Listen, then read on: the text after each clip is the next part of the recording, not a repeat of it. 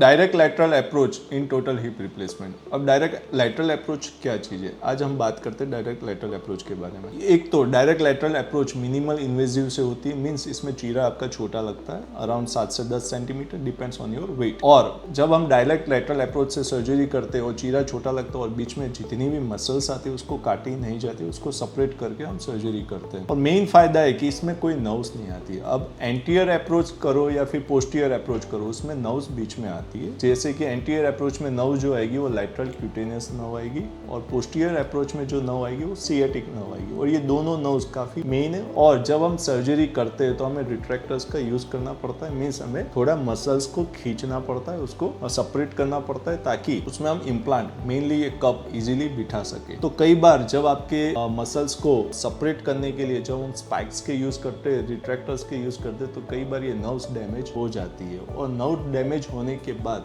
Surgery भले ही अच्छे से हुई लेकिन आपको पैरों में टिंगलिंग, नमनेस, झुनझुनी वगैरह की कंप्लेन जीवन भर बनी रहती है। तो ऐसा ना हो, इसी के लिए हम यूज करते हैं डायरेक्ट लैटरल अप्रोच। उसका फायदा मेन तो ये है ही कि मिनिमल इन्वेजिव सर्जरी है जिसमें चीरा कम लगता है और मसल्स को काटी नहीं जाती है, उसको सेपरेट करके हम हिप रिप्लेसमेंट करते हैं। और मेन फायदा आपके नर्व्स डैमेज होने के चांसेस बिल्कुल नहीं है, क्योंकि बीच में कोई नर्व्स आती ही नहीं है, तो डैमेज होने के कोई चांसेस ही नहीं है। और आपकी जो मेन कंप्लेन रहेगी रिप्लेसमेंट के बाद, टिंगलिंग, नमनेस वगैरह, वो इसमें पॉसिबल ही नहीं है, क्योंकि कभी कोई नर्व्स बीच में आती नहीं है। जैसे कि मैंने बताया मिनिमल इन्वेजिव सर्जरीज होती है, तो मिनिमल इन्वेजिव सर्जरीज होने की वजह से आपकी रिकवरी फास्ट होगी और आप जल्दी से चल पाओगे और कुकड़ू और आलती पालती मारना आपके लिए कुछ दिनों के बाद इजी हो जाएगा। Thank you.